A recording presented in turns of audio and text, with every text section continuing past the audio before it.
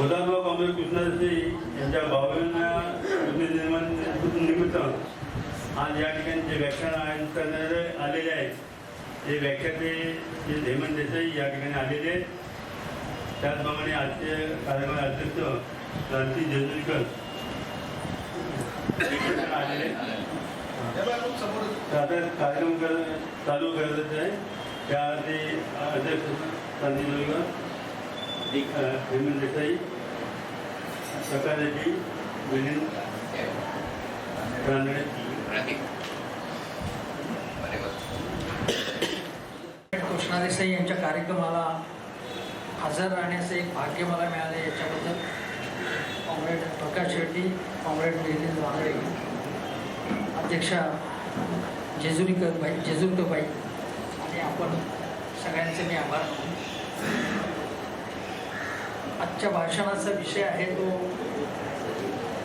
अगदी जवळ येतो. वरती कर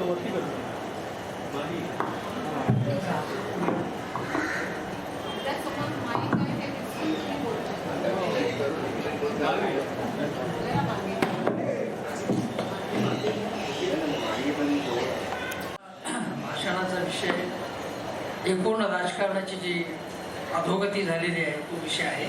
त्या अनुषंगाने बोले, पण त्याच्या अगोदर कॉम्रेड कृष्णा देसाई यांना वंदन करतो. आणि गेल्या 50 वर्षामध्ये सगळेच संदर्भ बदललेलेच हे आपल्या सगळ्यांनाच माहिती आहे. जी वैचारिक लढाई होती तशा प्रकारची वैचारिक लढाई आता आहे का नाही असा प्रश्न निर्माण झाला आहे. अशी परिस्थिती आहे. महाराष्ट्रामध्ये एकूण भारतीय जनता पक्षाच्या विरोधातली लढाई जोरात चालू आहे. पण ती लढाई केली जात असताना काही विचार करून काही पावलं टाकली जातात का नाही असाही प्रश्न निर्माण झाला. सुरुवातीला संपूर्ण राष्ट्रीय स्तरावर काय घडामोडी चाललेल्या आहेत त्याच्यावरती बोलावं असं वाटतं. आज मी इथे येत असतानाच एक बातमी आली की भारतीय जनता पक्षाचे 2 प्रवक्ते, नवीन जिंदल आणि एक नुपूर शर्मा नावाच्या प्रवक्त्या, दोघांची हकालपट्टी झालेली आहे. कारण त्या दोघांनी मुस्लिम धर्माबद्दल किंवा प्रेषिताबद्दल काही अनुद्गार काढले होते आणि त्यानंतर कानपूरमध्ये काही घटना झाल्या. सुदैवाने आता तिथे शांतता निर्माण झाली अशा बातम्या आहेत. पण अशा प्रकारची वक्तव्य वारंवार केली जात आहेत आणि आता जे अंगाशी आल्यावरती नाईलाजाने ही कारवाई करण्यात आलेली आहे. कानपूरमध्ये घटना झाली आणि आंतरराष्ट्रीय स्तरावरती या उद्गारांमुळे काही तणाव निर्माण झाला. इंटरनॅशनल रिॲक्शन आल्यानंतर ही कारवाई झालेली हे आपण लक्षात घेतलं पाहिजे. कारण हे उद्गार काढले त्याला सुद्धा 1 आठवडा झालेला आहे. त्यानंतर ताबडतोब हकालपट्टी करण्याची गरज होती आणि हकालपट्टी करताना जो खुलासा करण्यात आलेला आहे त्यामध्ये की भारतीय जनता पक्ष कुठल्याही धर्माबद्दल अशा प्रकारची अप्रती निर्माण करणारी पावलं उचलत नाही किंवा उद्गार काढत नाही असा त्यामध्ये त्या नोटिसीमध्ये आणि कारवाई करण्याच्या त्या पत्रामध्ये म्हटलेलं आहे. प्रत्यक्षामध्ये भारतीय जनता पक्षाचे सर्वोच्च नेते अशा प्रकारची अनेकदा वक्तव्य केलेली आहेत. मग हकालपट्टी कोणाकोणाची करणार असा प्रश्न निर्माण होतो. म्हणजे आपल्याला वेशावरून, पोशाखावरून तो माणूस कुठल्या धर्माचा आहे आणि तो कसा प्रकारचा आहे हे आपल्याला ओळखता येतं आणि कोण कोणाला मतदान करणार हे आपल्याला समजतं. अशा आशयाचे उद्गार पंतप्रधानांनी स्वतः प्रचाराच्या दरम्यान काढले. अमित शहा यांनी अनेक वादग्रस्त वक्तव्य आतापर्यंत केलेली आहेत. एवढंच नव्हे तर नवी दिल्लीमध्ये जिथे ही कारवाई झाली त्या ठिकाणी जी दंगल झाली त्या दंगलीच्या वेळी साहिब सिंग वर्मा जे भाजपचे मंत्री होते, मुख्यमंत्री होते नवी दिल्लीचे, त्यांच्या चिरंजीवानी जे आमदार आहेत परवेज वर्मा, त्यांनी अत्यंत आततायी स्वरूपाचे वक्तव्य केलं होतं मुस्लिम समाजाबद्दल. कपिल मिश्रा त्यांनीही वक्तव्य केलं होतं शाहीन बाग आंदोलनाच्या संदर्भात आणि तिकडनं त्या लोकांना उठवलं नाही तर मग आम्हाला धडा शिकवायला लागेल अशा प्रकारचं वक्तव्य केलं होतं. त्यांच्याविरुद्ध काहीही कारवाई झाली नाही. अनुराग ठाकूर यांनी सुद्धा गोली मारो सारों को अशा प्रकारच्या घोषणा दिल्या. त्यांच्यावर कारवाई न होता उलट त्यांना प्रमोशन मिळालं. हे आपण लक्षात घेतलं. म्हणजे अशा प्रकारचा हा पक्ष आहे आणि अशाच प्रकारचं धोरण आहे. पण आम्ही कारवाई करतो असा देखावा निर्माण करायचं त्यांना. हे पद्धतशीरपणे चाललेलं आहे. आणि कोणीही काहीही त्यांच्या विरुद्ध बोललं तर त्याच्यावरती वाटेल ते उद्गार काढण्यात येतात. दुसरं एक वक्तव्य तुम्हाला सांगतो की शिवसेना प्रमुख बाळासाहेब ठाकरे जर आज असते तर संजय राऊतांचं नाव न घेता मनसेच्या एका प्रवक्त्याने उद्गार काढल्याचे मी आजच वाचले तर त्यांच्या पेकाटात लाद घातली असते असं त्यांनी म्हटलं. ही पेकाटात लाद घालण्याची भाषा ही ज्या प्रवक्त्याने केलेली आहे मनसेच्या, त्या प्रवक्त्याच्या व्यक्तिगत जीवनामध्ये त्यांनी काही ज्या पद्धतीचं कौटुंबिक स्तरावरती वर्तन केलं त्याच्याही बातम्या प्रसिद्ध झालेल्या होत्या. त्याच प्रवक्त्याने अशा प्रकारचं वक्तव्य केलं आणि हे आपल्या नेत्याला खुश करण्यासाठी म्हणून अशा प्रकारचं वक्तव्य केलं जातं. कुठल्या स्तरावर ते एकूण राजकारण चाललेलं आहे. देवेंद्र फडणवीस यांची प्रकृती लवकर बरी हो करुणानं, परंतु जे देवेंद्र फडणवीस असं म्हणाले की बाबरी मशिदीच्या ज्याला आता ते ढाचा म्हणतात,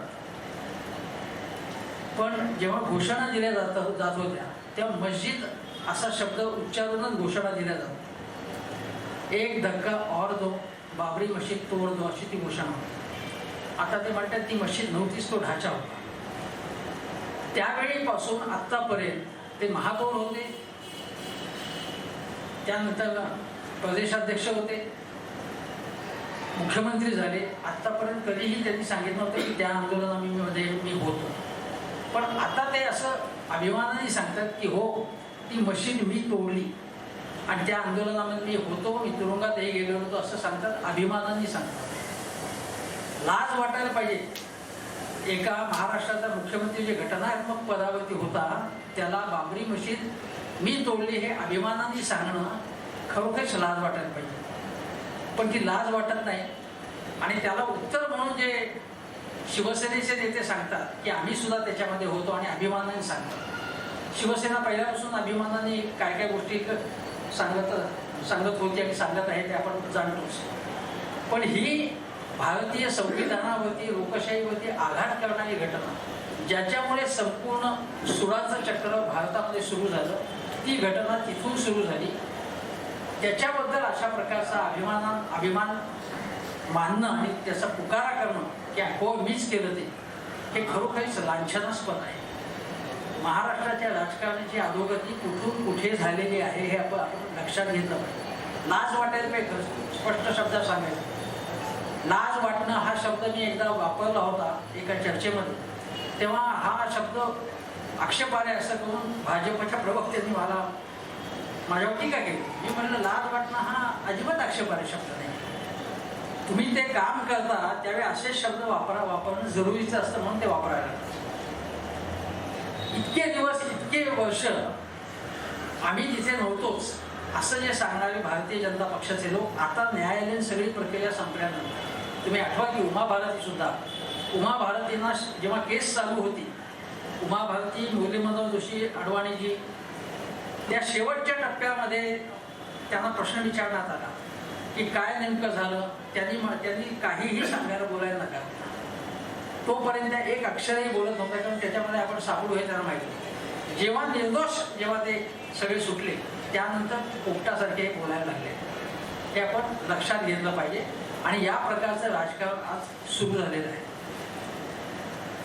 अधोगती कशा प्रकारची आहे तर अधोगती आज संपूर्ण केवळ राजकारणाची झाली नाही, न्यायालयीन संस्था कशा प्रकारचं काम करतात मी तुम्हाला उदाहरण सांगतो. रंजना देसाई ज्या निवृत्त न्यायमूर्ती आहेत, जम्मू काश्मीरच्या मतदारसंघांची पुनर्रचनेचं काम सोपवण्याचे जे आयोग नेमला होता त्याच्यावर त्यांना नेमण्यात आलं. त्याचप्रमाणे योगायोगा समान नागरी कायद्याचा अभ्यास करण्यासाठी त्यासंबंधी कशा प्रकारे पावलं टाकावी म्हणून जो आयोग नेमला आहे त्यावरती त्यांनाच नेमण्यात आलेलं आहे. हे मी नुसतं सांगतोय मला फॅक्च्युअल पोझिशन. आणि काही न्यायाधीशांबद्दल त्यांच्या पोझिशन्सबद्दल आपण कुतूहलीने बघत असतो ते काय निर्णय देत आहेत, त्यानंतर त्याचे अपॉइंटमेंट्स कुठे कुठे होत आहेत असं आपण फक्त बघू शकतो आणि त्यासंबंधी निरीक्षण नोंदवू शकतो, काही त्याच्यासंबंधी आरोप न करता. रंजन गोगोई त्यांनी काय केलं आपल्या माहितीमध्ये, त्यांना कशी खासदारकी मिळाली हेही माहिती आपल्याला. 370वा कलम रद्द झाल्यानंतर ती केसच सर्वोच्च न्यायालयापुढे त्याची तारीखच येत नाही. त्याला जे आव्हान दिलेलं आहे, काही ग्राउंड्सवर ते आव्हान दिलेलं आहे, ती केसच आणून दिली जाते. हे न्यायालयाबद्दल काही गोष्टी आपल्या मनामध्ये प्रश्न निर्माण होतो की असं का झालेलं आहे. काही बाबतीमध्ये नवी दिल्ली सारख्या ठिकाणी, राजधानी सारख्या ठिकाणी दंगे झाले, त्यावेळी न्यायालयाने काहीही भूमिका स्वतःहून का नाही घेतली. HR खन्ना जे होते ते आणीबाणीच्या काळामध्ये त्यांनी अभिव्यक्ती स्वातंत्र्याने याच्यासाठी कशा प्रकारची निर्भयपणे भूमिका घेतली होती, तशा प्रकारचे न्यायाधीश कुठे गेले. सरन्यायाधीशांकडनं काही अपेक्षांची पूर्ती झालेली आहे, चांगल्या प्रकारे काही निर्णय दिलेले आहेत किंवा आपले चंद्रचूड साहेब काही आहेत, पण काही बाबतीत प्रश्नचिन्ह निर्माण व्हावं अशी स्थिती आहे. ही अधोगती वेगवेगळ्या खांबांमुळे झालेली आहे. त्याच्यामध्ये एक खांब जो आहे तो संसदेचा खांब आहे. त्या संसदेमध्ये सुद्धा आज आपण बघितलं तर संसदीय समित्या असतात, त्या समित्यांकडे विधेयक पुनर्विचारासाठी, अभ्यासासाठी, अवलोकनार्थ पाठवण्याची पद्धत आहे. महत्वाची विधेयक त्या समितीकडे पाठवण्यातच आली नाही. मी केवळ पंतप्रधान संसदेमध्ये हजर राहतात की हजर राहत नाही एवढ्यापुरता हा प्रश्न नाही. त्या ठिकाणी जी चिकित्सा होती ती चिकित्सा संपूर्ण टाळण्याचे प्रयत्न चाललेले आहेत, किंवा जी विधेयक घाईघाईने पटकन मंजूर करायची आहे, मनी बिल्स म्हणून ती आणली जातात आणि रेटली जातात पुढे. ज्या ठिकाणी राज्यसभेमध्ये कशा प्रकारे राज्यसभेमध्ये आपला बहुमत नसताना वर्षा कसा करायचा हे भारतीय जनता पक्षाला बरोबर माहिती आहे. हे संसदेची ही स्थिती आहे. संसदेमध्ये किंवा सरकारी खात्यांमध्ये ज्यांच्याकडे ॲक्रेडिटेशन आहे, म्हणजे अधिस्वीकृती आहे, अशा पत्रकारांना जाण्याची इतके दिवस परवानगी होती. तिथेही अधिस्वीकृती असली तरी सुद्धा ठिकठिकाणी त्यांना अडवण्यात येतं, जाऊ दिलं जात नाही. पत्रकार माहिती घेण्यासाठी जाऊच दिलं जात नाही. त्यामुळे पत्रकारांना सरकार दरबारी नेमकं काय चाललेलं आहे, लोकांचे प्रश्न कसे सोडवले जातात किंवा सोडवले जात नाही त्याची माहिती घेता येत नाही. पूर्वी असं अजिबात नव्हतं. मी जेव्हा दिल्लीला गेलो तेव्हा सहजपणे कुठल्याही ठिकाणी प्रवेश होतो, सिक्युरिटी तुम्ही तुमची पाळा, पण पत्रकारांना अशा प्रकारे अडवू नका, ते अडवलं जाते. आणि पत्रकारिता ही कुठल्या प्रकारची आहे, कुठल्या दर्जाची चालली आहे, कशा प्रकारच्या चर्चा केल्या जात आहेत. आता हे जे गुणी रत्न आहे महाराष्ट्रात, जे एसटीच्या संपांमध्ये त्यांनी नेतृत्व करायला निघाले होते, त्या गुणी रत्न जेव्हा बाहेर आले ते तर असा आक्रोश करतात, म्हणजे देवेंद्र फडणवीस सुद्धा अतिशय हळू आवाजात बोलतात त्यांच्या तुलनेमध्ये, असं म्हणावं लागेल. अशी स्थिती आहे. ते तर असं म्हणत होते सतत, आणि त्यांचा एक शब्द असतो की वयोवृद्ध शरद पवार. प्रत्येक वाक्यामध्ये वयोवृद्ध शरद पवार, म्हणजे हे कधीच वयोवृद्ध होणार नाहीये. त्यांना त्यांनी वयोवृद्ध हा शब्द वापरला. त्यांना पत्रकारांनी काय विचारावं की तुम्ही काय बोलणार आहात त्याच्याकडे अख्खा महाराष्ट्र वाट बघते. मला तर माहितीच नव्हतं, कोणीच वाट बघत नव्हतं का म्हणजे त्यांचं तोंडातून काय मौक्तिक बाहेर येणार आहे याच्या संबंधी कोणी वाट बघत होतं असं मला वाटत नाही. पण पत्रकारांनी त्यांना असं विचारलं. पत्रकार अनेक बाबतीत, आता मी एक पोस्ट टाकली होती, नाव घेऊनच सांगतो, मनसेचे अध्यक्ष राज ठाकरे, त्यांना कोरोना झाले ते लवकर बरे होत अशी आपण प्रार्थना करूया. पण ते गाडीत बसले, ते गाडीतनं उतरले, ते आता स्टेजकडे चाललेले आहेत आणि राजगर्जना काय होणार आहे याच्याकडे लोकांचं लक्ष आहे. राज ठाकरेंची तोफ काय धडाडणार आहे त्याच्याकडे संपूर्ण महाराष्ट्र बघतो. यांची तोफ आहे, बाकीच्यांची काय टिप्पणी आहेत का? फक्त यांचीच तोफ, हा काय प्रकार? शिंकले ते ठळकपणे बातम्या देतात, काय गरज आहे याची? महत्त्वाच्या बातम्या तुम्ही देत नाही आणि अशा एकेका नेत्याचं सेलिब्रिटीमध्ये रूपांतर करतायत मीडियाच्या माध्यमातून चाललेलं आहे. नाहीतर हे एवढे मोठे झाले नसते हे लोक. असे काय महान विचार मांडताय महाराष्ट्रामध्ये. आता ते जेव्हा म्हणतात की माझ्या हाती एक हाती सत्ता द्या, का बाबा काय केलेलं आहे तुम्ही म्हणून तुम्हाला एक हाती सत्ता द्या?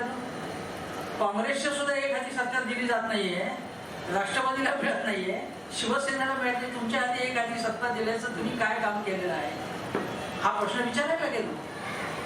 असे प्रश्न काउंटर करणारे प्रश्न त्यांना विचारलेच जात नाही. जात मीडियाची ही स्थिती आहे. एकीकडे मीडियावरती हल्ले वाढत चाललेले आहे.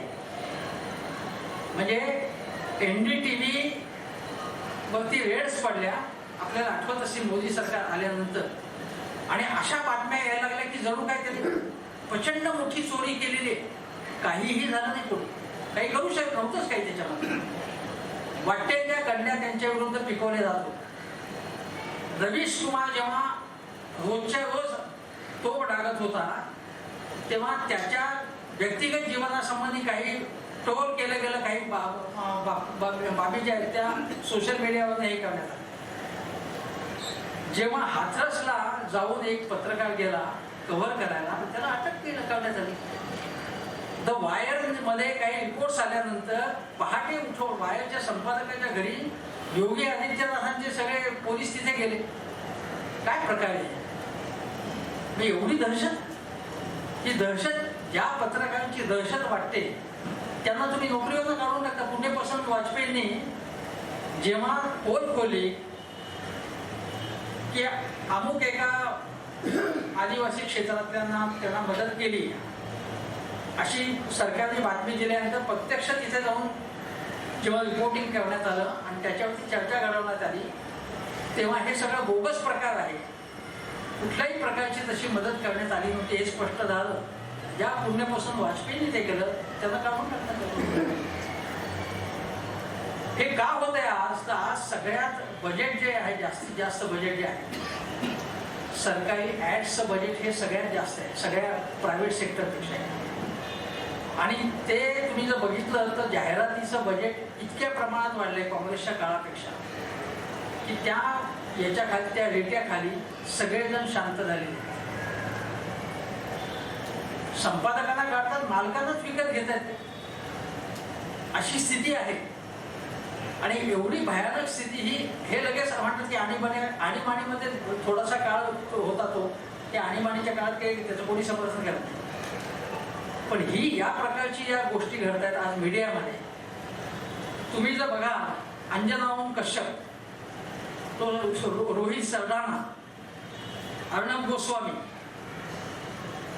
इतके चॅनल्स आहेत ते बदा बदा बदा बदा वाटते त्या गोष्टी अपप्रचार सगळा हे केलेला असतो. नॅशनल हेराल्डच्या प्रकरणी सुद्धा खोट्या गोष्टी बऱ्याच सांगण्यात, काही गोष्टी काही व्यवहार असतील मला माहिती आहे, पण ज्या ठिकाणी नॅशनल हेराल्ड म्हणजे त्यांनी जणू काही मोठी मालमत्ता ग्रॅब करण्यासाठी हे सगळं केलेलं आहे, षडयंत्र असलेलं आहे. अशा प्रकारचा प्रचार अँकर करत होते मीडियाचे, काहीही सिद्ध झाले नसताना अशा सगळ्या गोष्टी चालल्या. राजकीय अधोगती वेगवेगळ्या प्रकारची सुरू आहे. मी सांगितलं संसदेचं, मी सांगितलं न्यायालयाचं, मी सांगते तुम्हाला मीडियाचं. आता याच्या पलीकडे एक गोष्ट आहे की संसदेमध्ये, लोकसभेमध्ये ज्या चर्चा होतात त्या चर्चेचा स्तर सुद्धा पूर्वीसारखा राहिलेला नाही. मग नाथपै आपण आठवणी काढू, हिरेन मुखर्जींची आठवण काढू, कितीतरी नेत्यांच्या आठवणी काढू, पण आज अतिशय कमी नेते आहेत की ज्यांची चर्चा जी आहे ती आपण ऐकून नवीन काही मुद्दे याच्यात मांडले असतात. नुसतं ओघवतं आणि सुंदर भाषण नाही, त्यामध्ये काही नवीन मुद्दे मांडलेत का, नवीन अँगल दिला आहे का, प्रश्नाकडे बघण्याची नवी दृष्टी दिली आहे का, सरकारला काही सूचना केल्या आहेत का, असं बघितलं तर फार कमी सदस्य अशा प्रकारे बोलतात. शेती संबंधीची जी विधेयक आली ती जी वादग्रस्त झाली त्या विधेयकांवरती सुद्धा शरद पवार यांनी काही अभ्यासपूर्ण विवेचन केले हे मला तरी माहिती नाही. मग तुम्ही काही म्हणा, ते शेतकऱ्यांच्या आंदोलन जाऊन सहानुभूती व्यक्त करा, एकदा आंदोलन पेटल्यानंतर तिथे जाऊन भेटी द्या, कॅमेऱ्याचे तुम्ही हे घ्या. आणि संजय राऊत गेले होते तिथे सहानुभूती दाखवण्यासाठी. पण त्यासंबंधी तुम्ही काय अभ्यासपूर्ण काही बोललात, चर्चा कमी झाली, गुंडाळण्यात आली, हे सगळं खरं आहे. पण तुम्ही काही हस्तक्षेप केला की नाही? नागरिकत्व दुरुस्ती कायदा जो झाला त्यासंबंधी शिवसेनेची भूमिका लोकसभेत एक, मग त्यांना सांगण्यात आलं राज्यसभेत दुसरी बदल. NPR किंवा नॅशनल पॉप्युलेशन रजिस्टर त्यासंबंधी सुद्धा वेगळं स्टेटमेंट उद्धवजींनी केलं, मग त्यांना सांगण्यात आलं तर ते त्यासंबंधी काही बोललेच नाही. या प्रकारच्या आयडिओलॉजिकल पोझिशन तुमच्याकडे काही तुम्ही घेतच नाही. काही वैचारिक पाया असेल तर तुम्ही घ्याल ना. पण ठीक आहे, आता भाजपला विरोध करायचा हे सगळं ठीक आहे, पण आमच्यामध्ये हिंदुत्व आहे म्हणजे काय? तुमच्यामध्ये हिंदुत्व आहे म्हणजे काय? तुम्ही काय केलेलं आहे हिंदुत्वासाठी? तुमच्या काय व्याख्या काय केलेलं आहे? हे जे काही इथले गिरणी कामगार आहेत जे उद्ध्वस्त झालेले ते हिंदू नाही आहेत का? काय केले तुम्ही त्यांच्यासाठी? त्यासाठी कॉम्रेड रेड्डी असतील ते लढले, दत्ता ईश्वरकर लढलेले. तुम्ही काय केले नेमकं त्यांच्यासाठी? नुसत्या पोकळ गमजा मारणं, पोकळ गोष्टी करणं. आणि या ह्याच्यामध्ये की आता सत्तेमध्ये आल्यानंतर तरी शिवसेनेमध्ये समजा आता थोडं सेक्युलरिझमकडे वळली असेल तर निदान त्यासंबंधीचे काही पोझिशन्स तुम्ही घ्या. त्याही तुम्ही घेत नाही. तुम्ही कॉम्पिटिटिव्ह पॉलिटिक्समुळे ते हिंदुत्वामुळे आम्हाला कोपऱ्यात ढकलू बघतायत. आम्ही काँग्रेसची लांबून चालन करतोय, मुसलमानांचं लांबून चालन करतोय, म्हणून आमची वोट बँक जाईल म्हणून तुम्ही त्यांच्या पद्धतीने बोलायचा प्रयत्न करताय. तुम्ही सांगता की आमचं काही शेंडी जाण्याचं हिंदुत्व नाही, पण तसं नसेल तर तुमच्या भूमिका काही वेगळ्या दिसत नाही. पण शाहू फुले आंबेडकरांचा गजर करणारे जे आहे सुप्रियाताई पवारांना मला आश्चर्य वाटलं की नवस फेडणं वगैरे ज्या गोष्टी करण्यात आल्या त्यांच्याकडून, त्यांच्या घराचा वारसा तो घराण्याचा वारसा तर असा म्हणजे असे शब्द त्यांच्याकडनं कसे आहेत चुकून सुद्धा. म्हणजे वैचारिक काही तुमच्या पोझिशन्स आहेत की नाही, किंवा आता तुमचं सरकार आल्यानंतर जसा रोजगार हमी कायदा करण्यात आला पूर्वीच्या काळामध्ये, असा काही नवा काही कायदा केला आहे का? किंवा कम्युनिस्टांच्या आग्रह असतो UPAच्या काळामध्ये 4-5 चांगले कायदे करण्यात आले आणि त्याचे फायदे होत आहेत.